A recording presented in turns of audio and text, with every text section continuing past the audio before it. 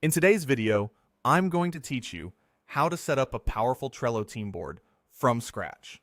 By the end, you'll have a clean, shared space where your team can see what's planned, what's being worked on, and what's finished, without digging through messages or spreadsheets. Start in your workspace and click Create Board. Give your board a clear, practical title that makes its purpose obvious, like a project name or team focus. Then set the visibility to Workspace so everyone on your team can access it right away. This saves time, avoids permission issues later, and keeps collaboration simple. A quick naming tip.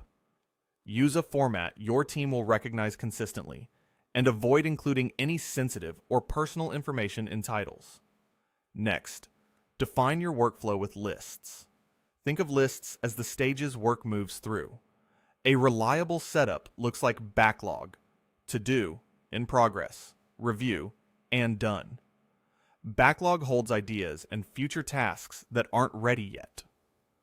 To do is for tasks that are approved and ready to start.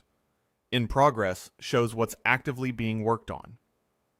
Review captures items waiting for checks or approvals. Done is your finished work, your team's win column. You can rename these to fit your process, but keep them simple so anyone joining the board can instantly understand how work flows from left to right. Now add tasks as cards. Create one card for each task so ownership and scope stay clear.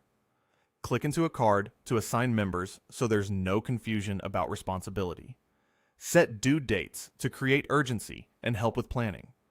Attach relevant files, briefs, assets, screenshots, so people have what they need in one place. Keep file names descriptive and avoid uploading anything sensitive that shouldn't be shared. A helpful habit is to assign owners and dates as soon as you create the card, so nothing lingers without direction. Finally, set up labels to make the board easy to scan. Use color-coded labels to categorize by priority or department, like urgent, content, or design. Keep labels concise and memorable, and stick to a small set so the board doesn't become noisy. Agree as a team on what each label means. For example, red can always mean urgent, so everyone reads the board the same way. That's the full setup. A team board with clear lists, actionable cards, and consistent labels that keep work visible and moving. If you found any value in today's video, hitting that like button is a small gesture that makes a huge difference in helping others find our content. We're always looking to grow, so please drop a note in the comments, whether it's a specific part you enjoyed or a suggestion on how we can level up our production. We read every single one, and your feedback directly shapes what we build next.